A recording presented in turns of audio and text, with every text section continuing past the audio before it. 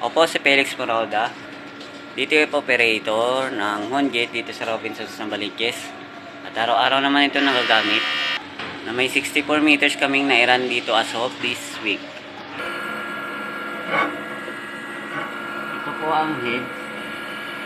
Ito naman ang capping. 90% working. Head clean. Punasan ng heads after head clean ay nozzle check.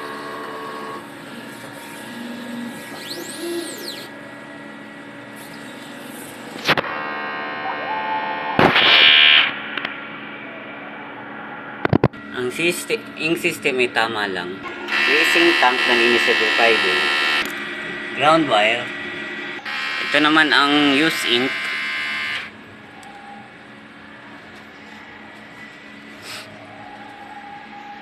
Unused ink, film, powder.